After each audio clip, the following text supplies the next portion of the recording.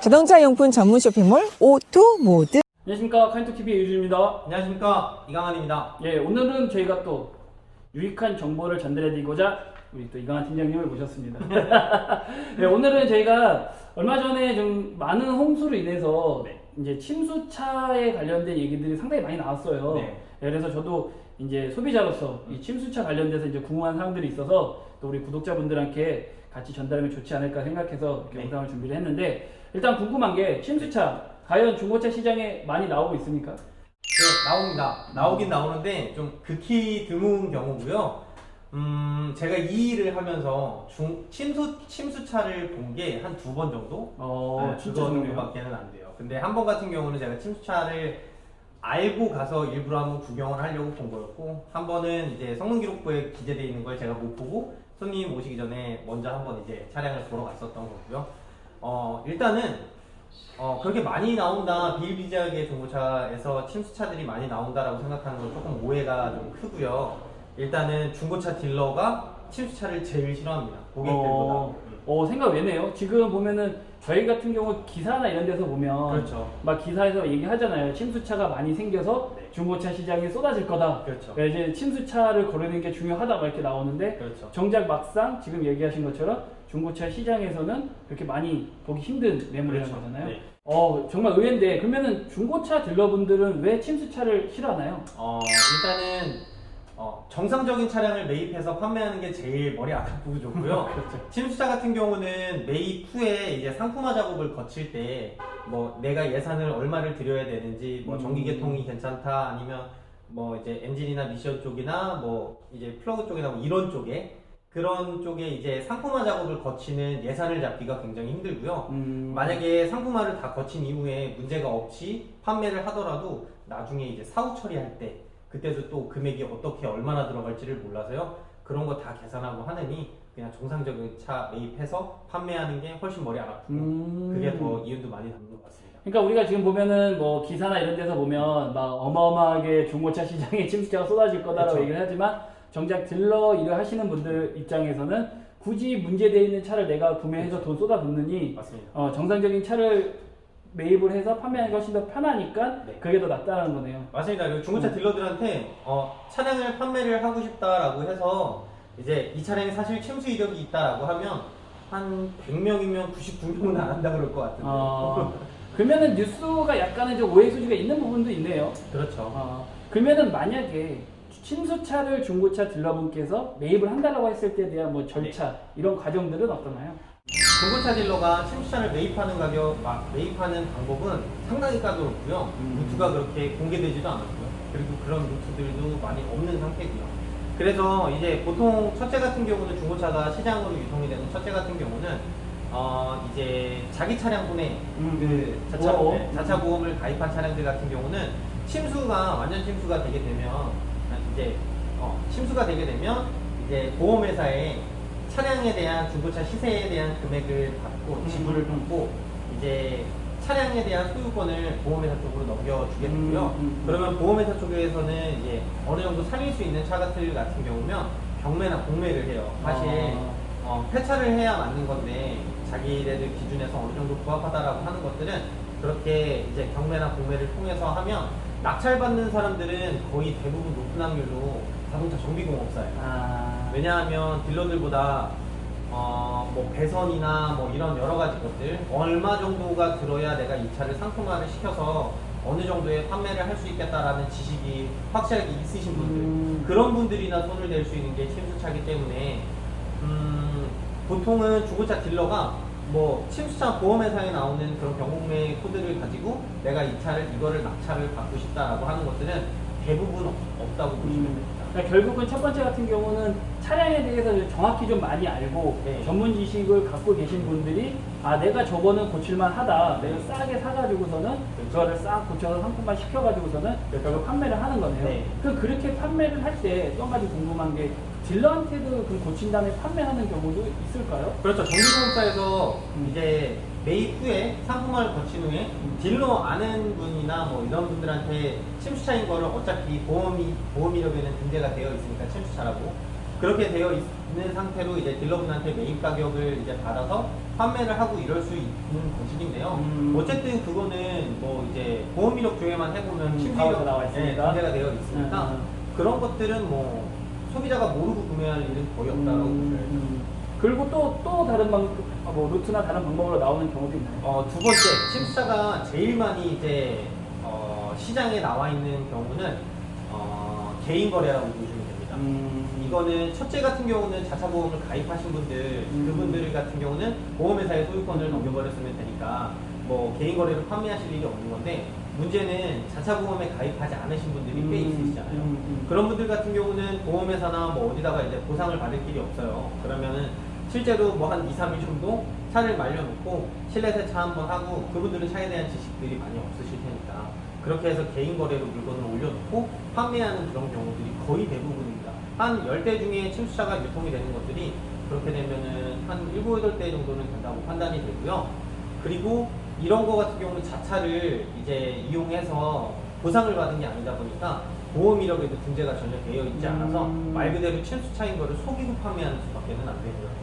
그러면은 지금 얘기를 들었을 때에는 가장 소비자 입장에서 좀 피해를 덜 보고 좋은 차를 구매하는 방법은 역시나 좀 중고차 딜러분들을 통해서 구매하는 게 어떻게 보면은 가장 좀 낫네요. 왜냐면은 공시가 되어 있으니까 차량에 그렇죠. 대해서 뭐 정비 이력이나 그 다음에 지금 얘기했던 보험 이력이나 이런 것들이 다 공시가 되어 있으니까 가장 그나마 좀 안전하게 좀 구매할 수 있는 방법은 뭐 딜러분들을 통해서 구매를 하는 게 가장 나을 수도 있긴 하겠네요. 그렇죠. 법의 보호를 받으면서 구매를 하시려면 어차피 침수차 같은 경우는 만약에 설령 진짜 나쁜 딜러가 이제 침수차인 걸 보지를 안 하고 판매를 했었는데 내가 나중에 그 사실을 알게 되더라도 전액 환불이 가능해요. 그러니까 그런 것들 걱정 안 하셔도 될 것 같고요. 일단은 그리고 개인 매물 올리는 사이트들, 뭐 예를 들어서 SK엔카나 이런 데에서들도 꽤 있었어요, 왕왕. 제가 예전에 실제로 차량을 매입하러 갔었을 때도 차가 누가 봐도 침수차였었어요. 뭐 모래나 이런 것들도 굉장히 많았고,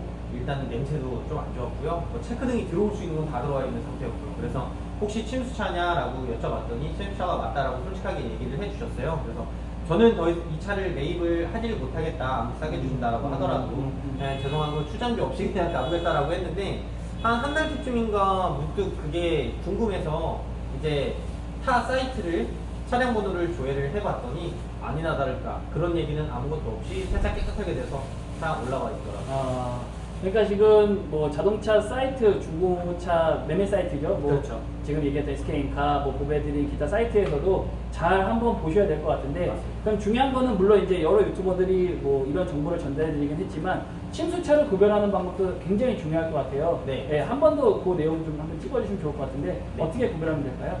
일단 여러 가지 방법들이 있는데요.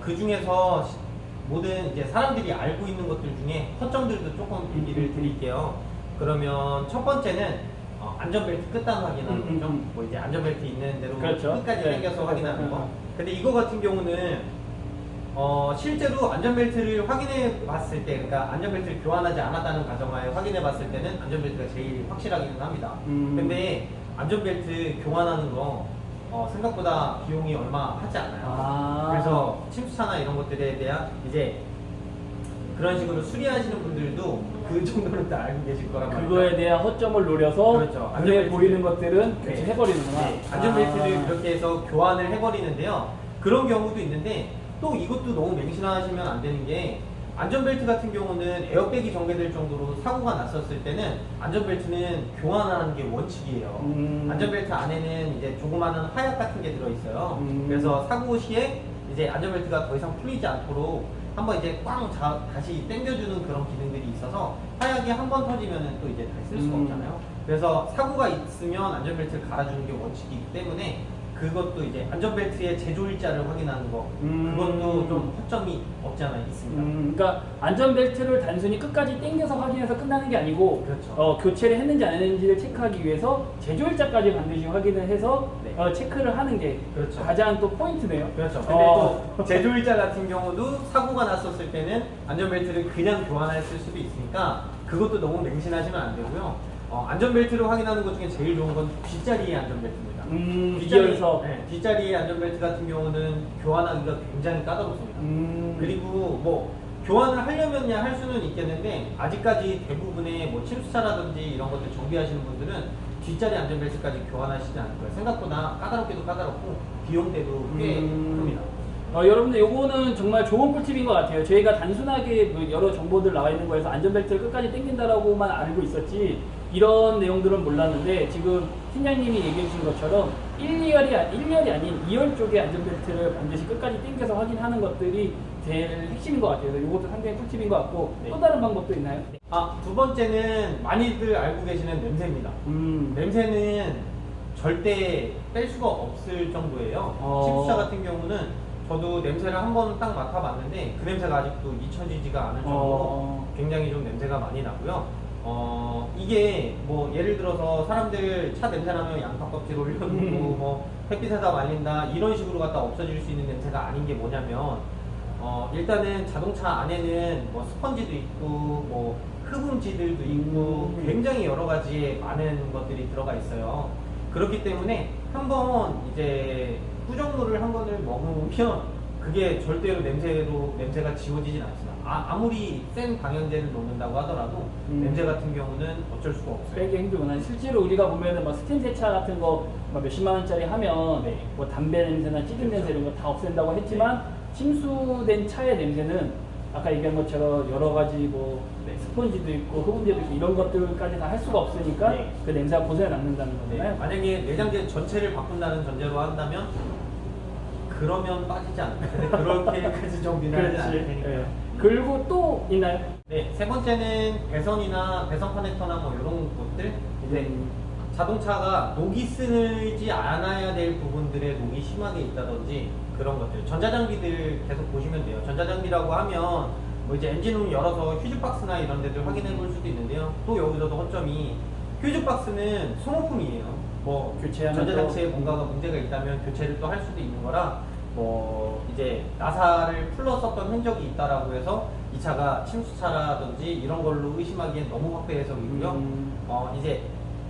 이제 본네트나 아니면은 트렁크 밑에 열어보면 그 배선들 굉장히 많이 지나가요. 그런 쪽에 보면 진흙이라든지 아니면은 뭐 커넥터 쪽에 녹이 있다든지 이런 것들이 있으시면 의심은 해볼 수 있을 정도입니다. 그래서 보면은 저도 이건 알고 있던 내용인데 트렁크 쪽 뒤쪽에 스페어 타이어 넣는데 이런 데 보면 뭐 물이 고인 흔적이라든가 맞습니다. 흙이라든가 뭐 이런 거 있으면은 좀 의심해야 된다. 그렇죠. 근데 네. 또 트렁크가 새는 차들이 굉장히 아슬란만 해도 일단 대표적으로 트렁크 새는 게 굉장히 이슈가 컸었고요. 오피로스만 해도 또 트렁크에 물이 또 많이 샜었고요.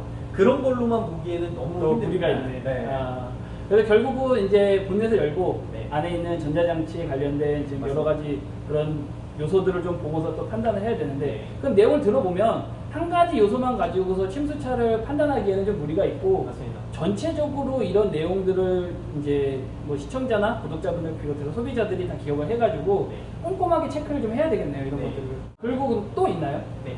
마지막으로는 웨더 스트립이라고 하죠. 일명 고무 바킹이라고 하는데 차 이렇게 문 열면 A 필러부터 B 필러까지 이어지는 그 라인 고무 몰딩 쪽에 같은 거? 그 고무 몰딩을 띄워보셔야 돼요. 솔직히 그거를 교환하는 것도 어렵지 않습니다. 근데 그거를 보라는 게 아니라 A 필러에서 B 필러로 이어지는 그 웨더 스트립을 떼보면 그 안쪽에 철이 이런 식으로 마감이 되어 있어요. 완전히 용접이 이렇게 되어 있는 게 아니라 이렇게 마감이 되어 있어요. 그 부분들 보시면 진흙이나 만약에 물이 들어간 흔적이 있다면 그 부분들은 절대 청소할 수 없습니다. 그런 쪽을 확인하시는 게 제일 좋은 겁니다. 왜냐하면 뭐 이제 1단계 침수 같은 경우, 매트 침수 같은 경우에는 그쪽 웨더 스트립 안쪽으로는 물이 또 들어갈 수가 있어서요. 그 부분들은 잘 보시면 낮은 침수들까지도 확인하실 수 있어요. 이거는 진짜 꿀팁이고 저도 처음 듣는 얘기인데 정말 유용한 팁인 것 같아요. 그래서 요거에 관련된 저희가 영상 같이 좀 첨부해서 설명드릴 거니까 그 영상 참고하셔서 기억해 두시면 좋을 것 같아요.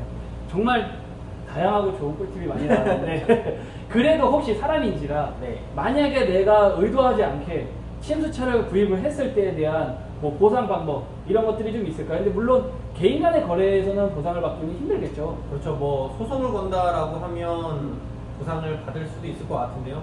제가 뭐 진행해 본 일이 아니라 이건 확실하지 않아서 말씀드리는 건 좀 힘들 것 같고요. 그러면은 이제 딜러분을 통해서 네. 만약에 속아서 내가 구매를 했는데 막상 봐보니 침수차였다. 이런 것들은 어떻게 좀 보상을 받을 수 있을까요? 중고차 매매상에서 침수차를 속고 구매를 하셨다면 일단 환불은 가능합니다.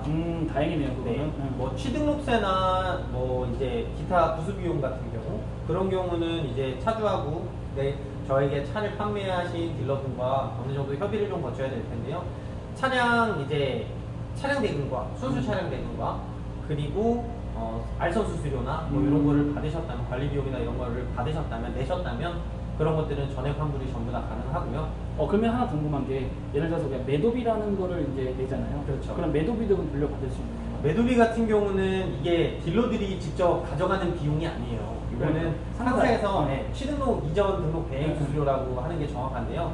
그 부분이라서 그것도 아마 얘기를 조금 해봐야 될 것 같아요. 그거는 협의상. 네. 그러니까 정확하게 받을 수 있는 돈은 차량 대금, 맞습니다. 그 다음에 딜러한테 혹시라도 알선 수수료 줬다면 알선 수수료. 네. 이 두 가지 항목에 대해서는 내가 완벽히 돌려받을 수 있고 그 외적인 기타 비용에 대해서는 네. 서로 이제 협의가 필요한 거네요. 그렇죠.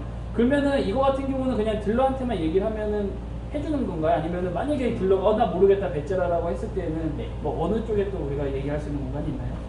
클레임을 어느 부서로 제기해야 될지 그게 조금 궁금하실 것 같은데요. 뭐 여러 가지가 있습니다. 국토교통부도 있을 것 같고요. 뭐 만약에 수원에서 차량을 구매했는데 그렇다라고 하면 수원시청도 있을 거고요. 뭐 그리고 이제 중고차를 만약에 수원에서 사셨다면 경기 매매 조합, 중고차 경기 매매 조합에 이제 클레임을 제기하는 것도 괜찮고요. 뭐 소비자보호센터도 있을 거고요. 워낙에 많은 데가 있으니까 여러 군데가 있네요. 클레임을 걸 수 있는 데는. 네, 한꺼번에 그냥 다 하시는 게 제일 효과는 클 것 같고요. 침수차인 걸 모르고 구매를 하셨다면 판매한 딜러가 알았던 몰랐던 간에 일단 환불은 가능하다고 보시면 될 것 같아요. 특히나 이렇게 이슈가 좀 됐을 때. 그러면은 지금 얘기하신 것처럼 뭐 소비자 고발센터도 있고 수원시청도 있고 여러 군데가 있는데 네. 그러면은 내가 침수차라는 거를 알게 됐을 때는 네. 굳이 딜러랑 싸울 필요 없이 그냥 이런 데만 바로 다 고발해서 신고해가지고 그렇죠. 진행을 하면 굳이 딜러분하고는 얼굴 붉힐 일이 없는 거네요. 어떻게 보면. 일단은 그렇다고 보셔도 되는데 보통 시청 같은 경우 시청의 중고차는 거의 다 시청 이제 도로교통과나 이쪽에다가 좀 문의를 많이 하시는데 그쪽에다가 이제 클레임을 제기할 경우 이제 결국에는 매매조합적으로 이제 시정명령이 떨어지고 그 매매조합에서는 해당 상사 대표님한테 시정명령이 떨어지게 되어 있어요. 그렇기 때문에 굳이 딜러랑 뭐 복싱각신 안 하셔도 충분히 일은 원만하게 해결될 수 있을 것 같습니다. 그러니까 결국은 내가 아까 얘기했던 차량 대금하고 수수료 말고 부대 비용에 대해서까지거는 내가 포기하겠다 하면은 딜러분하고는 뭐 얼굴 마주칠 일이 거의 없을 거고 근데 그 비용마저도 나는 아까워서 좀 협의를 해서 받아야 되겠다 하면 딜러분하고 좀 얘기를 원만하게 잘 해야 되는 방법밖에 없는데 제가 봤을 때는 제 그냥 개인적인 의견으로는 딜러분이 속이고 팔 정도면 과연 그 비용을 줄까? 라는 생각도 좀 들기는 하는데 그러면은 이거를 저희가 좀 뭐 계약서를 쓸 때나 뭐 이럴 때 그런 문구를 안 넣어도 보호를 받을 수 있는 건지 아니면 계약서상에 뭐 혹시라도 이 차가 침수차라고 했을 때에는 뭐 전액 환불 받는다는 문구가 들어가야지만 받을 수 있는 건지 일단 이 내용도 좀 궁금하거든요. 맞습니다. 계약서에 특약사항을 적어놓지 않으면 조금 힘든 부분이 없지 않아 있는 게 사실이에요. 왜냐하면 구두로 설명을 했다라고 한다라고 하면 그때부터는 뭐 녹취가 있지 않는 이상엔 그때는 조금 힘들어지고요. 한 가지 좀 팁을 드리자면 계약서에 특약사항을 적어놓는 게 굉장히 안전한 장치 중에 하나라고 생각이 돼요. 그래서 계약서 특약사항에 이 차량이 침수 차량 일시에 차량 대금, 뭐 매도비, 취등록세, 뭐 수수료 이런 것들 전액을 환불을 해주겠다. 이런 거 한번 특약사항 적어주시면 그 해당 딜러분한테도 그 옆에다가 사인 한번 받으시면 굉장히 큰 안전장치가 될 것 같고요.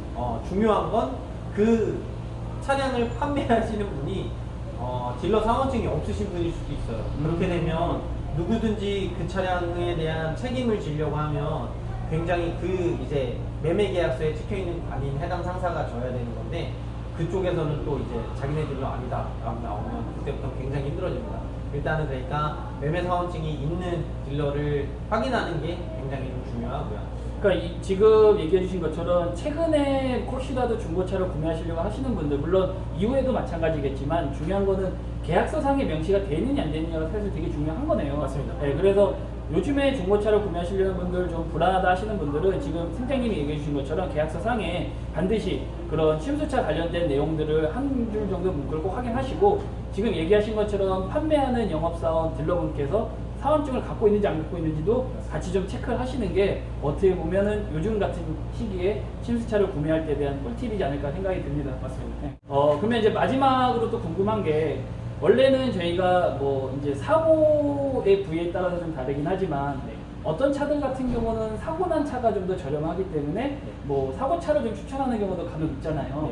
그러면은 딜러분 입장에서 물론 아까 얘기한 것처럼 침수차 매입도 안 하긴 하지만 무조건 침수차 소비자 입장에서는 피하는 게 제일 좋을까요? 그게 답일까요? 이것도 단계별로 조금 다른 차이점이 조금 있는 것 같아요. 침수차 같은 경우도 1단계, 2단계, 3단계가 있는데요. 보통 말씀드리자면 1단계는 이제 매트 침수라고 하죠. 발판 이제 페달 있는 쪽까지 물이 조금 올라오는 거, 기아 노브 쪽까지 말고 이제 밑에까지만 물이 좀 찬다라고 하면 사실 그쪽에는 배선이나 뭐 커넥터나 이런 쪽 부분들이 많이 그렇게 들어가지 않아요. 그래서 뭐 실제로 세차만 하고서도 잘 타고 다니시는 분들도 있고요. 뭐 이제 자차를 가입하지 않은 분들 중에 그렇게 좀 타시는 분들도 있고요. 그리고 뭐 엔진이나 미션 같은 경우는 어쨌든 비가 올 때 다 젖는 부품이기 때문에 그런 매트 침수 차량 같은 경우는 저는 수리에 따라서 컨디션에 따라서 괜찮을 것도 같습니다. 근데 그렇다고 추천드리지는 않고요.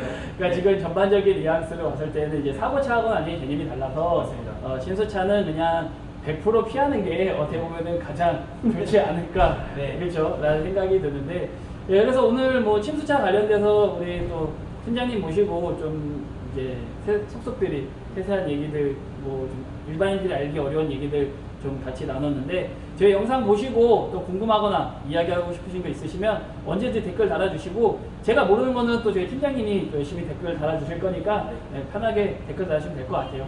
그리고 오늘 저희 영상이 도움이 되셨다면 좋아요, 구독은 꼭 눌러주시고요. 그럼 저희는 또 다음 유익한 정보를 가지고서 찾아뵙도록 하겠습니다. 같이 인사하실까요? 네. 안녕.